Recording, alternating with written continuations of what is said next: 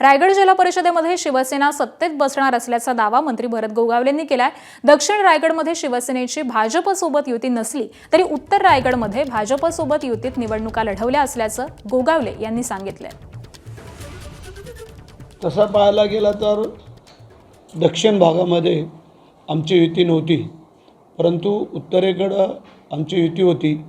कारण तिकडे प्रशांत ठाकूर, महेश बालदी आणि आमचा थोरवे यांनी तिकडे युती केलेली आहे आणि तिकडच्या सीट जास्त आहेत बीजेपीच्या, त्याच्यामुळे आम्हाला असं वाटतंय आमची युती होईल।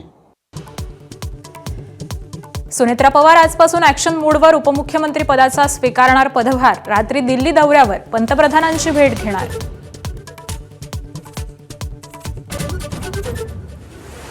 सुनेत्रा पवार या आज स्वीकारणार पदभार। पहिल्यांदाच मंत्रिमंडळ बैठकीसाठी असतील उपस्थित। त्याआधी सिद्धिविनायकाचं दर्शन घेऊन चैत्यभूमीवर बाबासाहेब आंबेडकरांना करणार अभिवादन। जिल्हा परिषदेतील विजयानंतर मुख्यमंत्री फडणवीसांचा तातडीनं दिल्ली दौरा। गृहमंत्री अमित शहा यांची रात्रीच भेट घेतल्याची माहिती। राष्ट्रवादी विलिनीकरणावर दिल्लीत खलबत झाल्याची माहिती। चंद्रपुरातल्या सत्ता नाट्याचा आज शेवटचा अंक। महापौर पदाची निवडणूक आज होणार। काँग्रेस, भाजप, ठाकरे गटापैकी कोणाची समीकरणं जुळणार याची उत्कंठा शिगेला। जिल्हा परिषद निवडणुकांमध्येही भाजपचाच डंका। नगरपालिका आणि महानगरपालिकेची घोडदौड कायम। शहरी पक्ष असल्याचं मिथक भाजपनं मोडून काढलं, मुख्यमंत्र्यांचं वक्तव्य।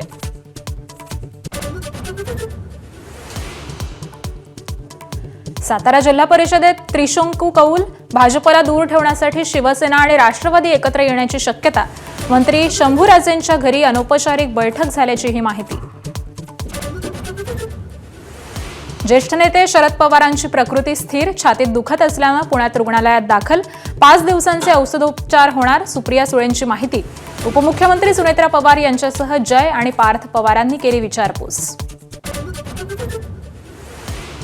लोकसभा अध्यक्ष ओम बिर्लांविरोधात अविश्वास प्रस्तावाची विरोधकांची तयारी। प्रस्तावाच्या नोटिशीवर 102 खासदारांच्या सह्या असल्याची सूत्रांची माहिती।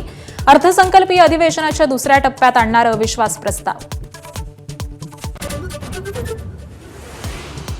राज्य शिक्षण मंडळाची 12वीची परीक्षा आजपासून। 9 शिक्षण मंडळांमध्ये 15,32,000 विद्यार्थी बसत आहेत।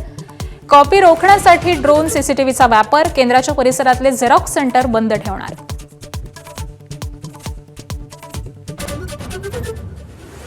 आयसीसीच्या तंबीनंतर पाकिस्तान वठणीवर। भारतासोबत T20 खेळणार। रविवारी कोलंबोत रंगणार सामना। एबीपी माझा, उघडा डोळे बघा नीट।